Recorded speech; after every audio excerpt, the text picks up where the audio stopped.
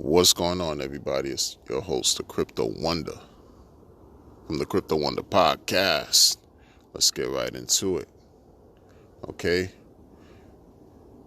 Hope you're doing well.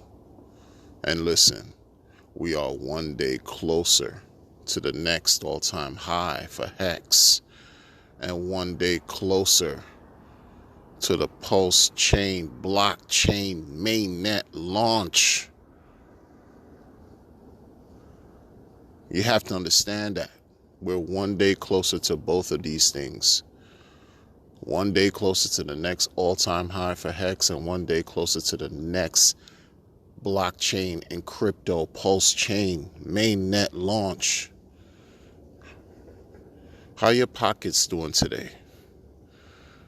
How's your purse, your wallets, your fiat purses and wallets doing today, and your briefcases, attaché joints, whatever you want to call it? How are they doing today? Right. Because what I noticed, what I've been noticing, and I know I'm not the only one, I'm just a regular person out here declaring some regular things that are on the minds of many people.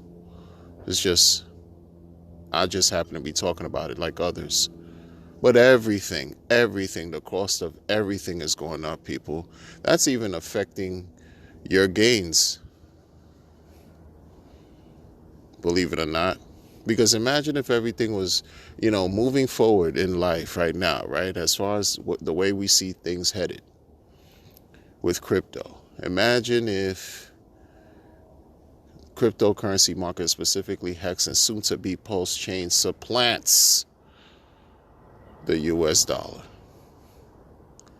People used to say Bitcoin is going to do that. I don't know what Bitcoin is doing anymore. Ever since, I'm continually educating myself on what these things are about, I can't tell you anymore what Bitcoin is going to do.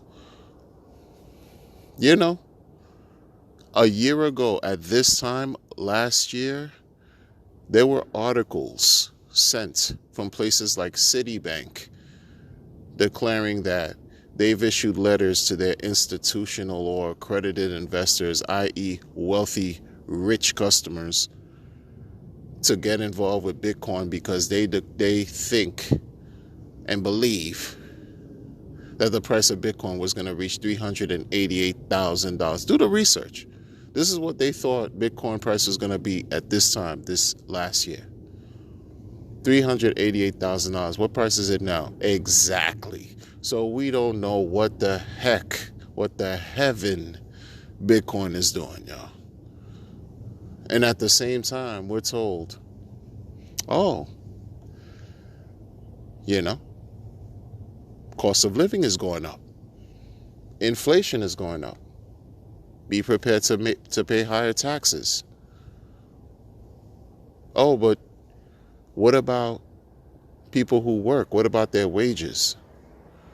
How are business owners going to continue to, keep their staff, keep their workforce, when you have to deal with a bunch of other constraints like you do where I live? Oh, it's extra special over here, and I'm not saying special in a good way either. It's crazy, the financial strangleholds that we have to bear each and every day is insane. One of the things I don't like about Bitcoin, let me tell you for real, I know this is about PulseChain. It's always going to be about PulseChain for right. Come on, what are we talking about? Until something else better can come along that's better than Hex, and that's better than Pulse, I'm going to continue to talk about PulseChain, and I'm going to continue to talk about Hex, period. But one thing I really did not like about Bitcoin since I've gotten into crypto, this holding principle. I understand holding. Holding is cool. Holding is very difficult though, right? Especially when you're holding and you're not earning yield. And real yield, not some stuff from like BlockFi, Celsius, Nexo, all these other whatever lending things that came out within the last 3 years after BitConnect and the lending platforms of 2017. You're holding on to Bitcoin and it's just like, the guy with the stick kicking, like do something, move. Do something. Do something. A lot of people believe folks who've gotten into Bitcoin this year are wrecked. Are wrecked. Like those who bought the top, they're definitely wrecked. If you bought the top and you're looking at the price now, you're wrecked. But if you have a long-term view, hey, the philosophy could be a little different for you. You may not be right. Perhaps you dollar cost averaging it, but who cares? Because what we know is we need to hold on to assets that are not only going to appreciate in value, but also going to provide yield. That is the bottom freaking line. And I love that stuff. Back in like 25, 30 years ago, I used to learn about growth in income. Growth in income equities and stocks and stuff like that. And that always, I never forgot about that. You have a piece of whatever, something that's rehypothecated over and over again, but whatever, you hold it on to a mutual fund or some type of stock that's paying you some type of yield or dividend, crumbs compared to crypto, of course, but at least you know that the stock potentially can appreciate in value over time. No, past performance, no guarantees for future results, but at least you know that the price of the instrument could accrue over time and could also pay some type of interest. That allowed me to understand the importance and the power in allowing money to work on your behalf, even while you sleep. Fast forward 25, 30 years to now. The importance of acquiring and holding on to hot ticket price intangible items like Hex and soon to be Pulse, where these things can provide income passively without owning some type of brick and mortar structure like property. No disrespect to the real estate, anything involving real estate, but you're not going to have me be dealing with some bad tenants, right? Some maintenance, right? You got to pay this insurance. You got to pay these taxes on this property, fix jobs, handyman, not allow, the tenants to defraud your behind, because they get all kinds of headaches with owning property. But when you own these intangible assets, you don't have to worry about those types of overhead and extra costs because these things are providing value to us autonomously without any, human involvement, especially the smart contracts such as Hex. Do we have to call anybody to complain on, you pay my rent today? You overdue. You passed the 5th, in some cases past the 10th. You overdue. I got a bill to pay for a mortgage, blah, blah, blah. No, you don't have to deal with that.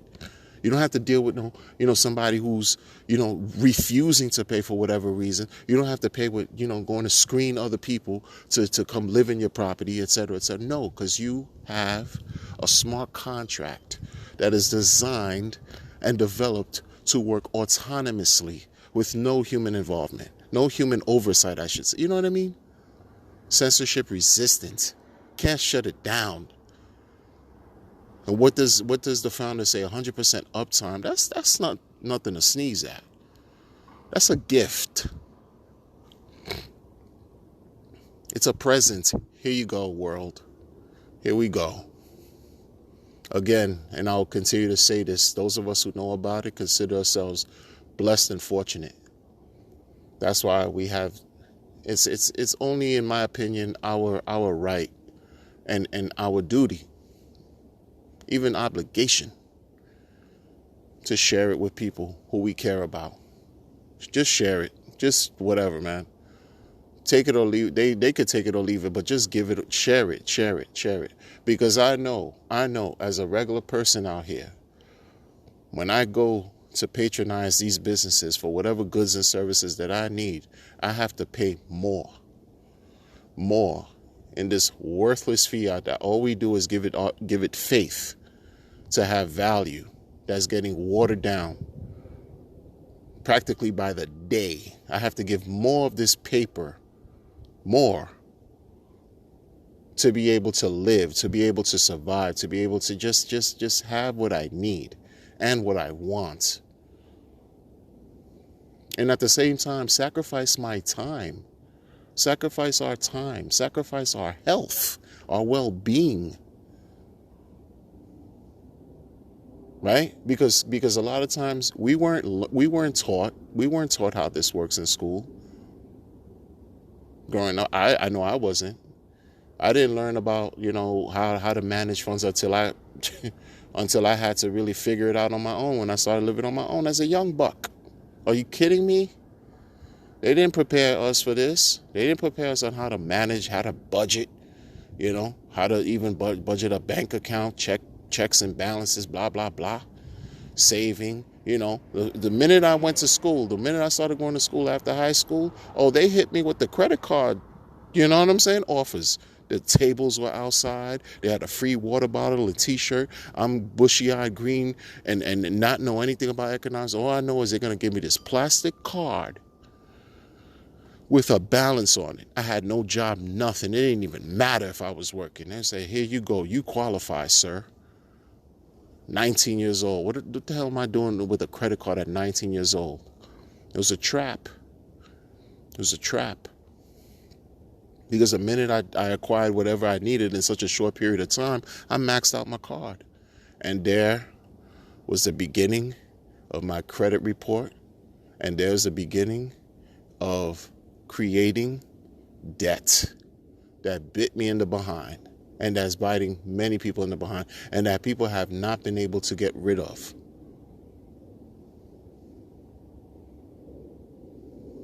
And it all goes back down to that fiat, that paper, that piece of worthless. I mean, I tell you, man, when I talk about, sometimes it really, it irks me because, there are people who have the authority and who know, but they don't really care because they're serving their own interests. That's why I find this opportunity and this piece of technology that's being offered to the world that is at our disposal is incredibly useful and powerful because it changes everything for us. It allows us to have more control and a say, especially towards our future, our legacy. We can create a legacy of wealth instead of a legacy of debt. You understand? We're trying to create a legacy of wealth so that people who come behind us don't have to pay for our mistakes. Because right now what's happening is the generations that are coming after us have to pay for the blunders, the stumbles and bumbles that we're creating for them. When you seeing all these people push these laws and bills and whatever and talk about how they just inflating, these inflationary numbers that's just through the roof. No one even knows what the real number is, or if they do, they don't tell you and I, right? The mainstream hides the truth, right? So you have to find out on your own, right? You hear about all these taxes, all this printing of money to infinity, quantitative easing, rehypothecation, blah, blah, blah, blah, blah, fractional reserve banking, all this talk.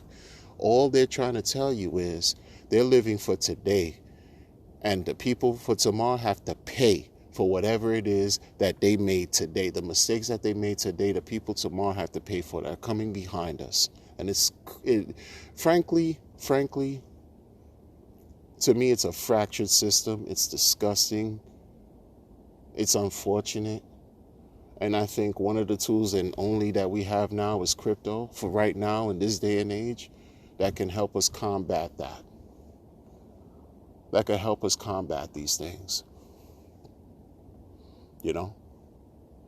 Where we can properly, instead of, especially those of us who have families, we could create a plan, a working plan. Let's say 15 years, 5555 is a number that's just too, people just, they kind of see that number and it's like they think, oh no, this is just too much. It's too far away. It's such a long time. Well, it doesn't have to be for you. Perhaps it could be for your child, or perhaps it could be for another loved one who you care for, who's much younger than you. You make that sacrifice and it's for them. Because we're fighting an uphill battle. We're fighting an uphill battle. 15, 20 years from now, they're saying Social Security may be a thing of the past, especially if you live in the U.S. okay? What pensions and all these things, they're trying to dissolve unions and things of that nature. 401ks and retirement plans, employers are not really matching or contributing the way they were 20, 25 years ago. Things are changing. Things are changing. This is why I say, like, people have to really become familiar with what's happening here, what's deemed a fourth industrial revolution. You have to familiarize yourself with what's taking place with crypto and this technology. Or else, it's as simple as you'll be left behind. You'll be left behind. And if you represent a family unit and you do not sort of like represent the needle that pulls that thread, in other words, you're not the head, you're not the example, you're not leading as a role model, as the example, as a figurehead of your house, whatever role you're in, you and everyone who you represent will be left behind. And that is incredibly unfair. And I might even add it's unjust, because this is what we're being presented. When you don't deal with the things that can help you, you have to deal with the things that could hurt you. And debt hurts. Debt doesn't heal. Before they used to even talk about how school debt, like if you have loans dealing with school, they consider that good debt. My goodness. And then you come out of school with such a high level of debt, and you can't even find the income or the salary that can help you pay the debt within a decent amount of time.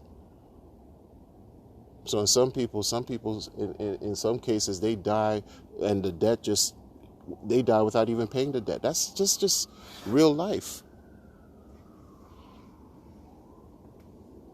It's just real life. Crypto and this technology, this culture really is here to balance the scales, to give us choices, to give us options.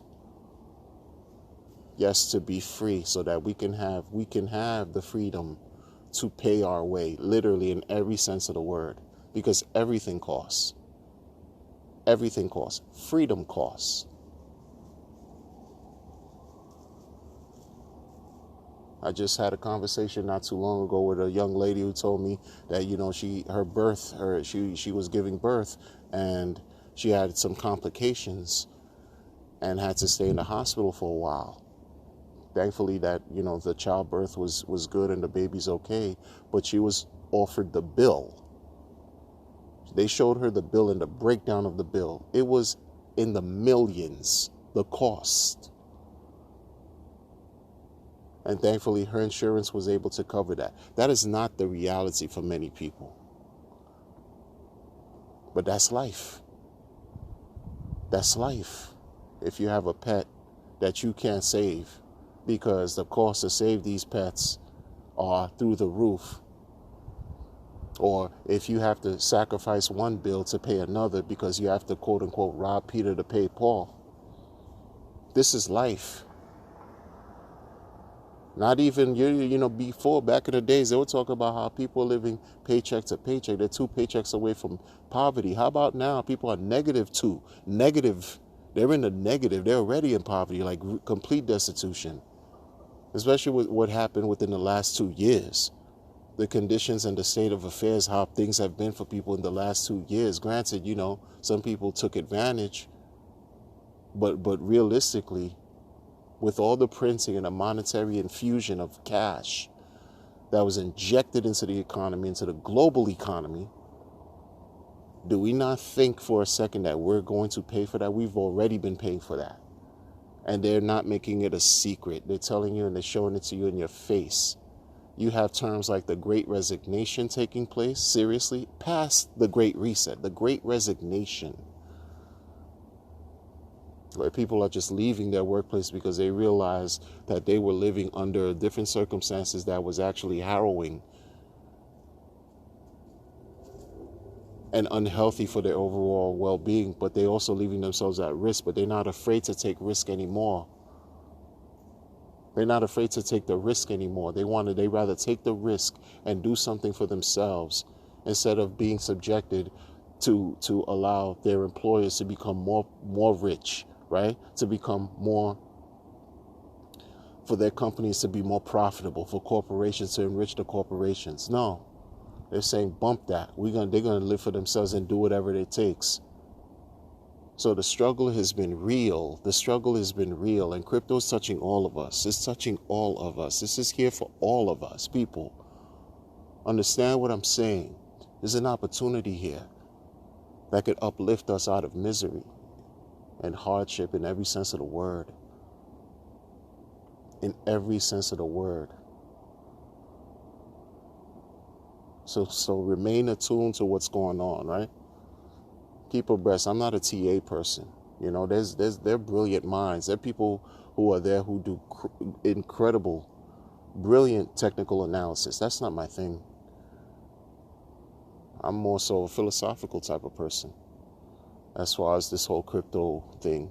Some fundamental, sure, but more philosophical and practical and real. Like, I try to apply all of that to what's going on for me day to day.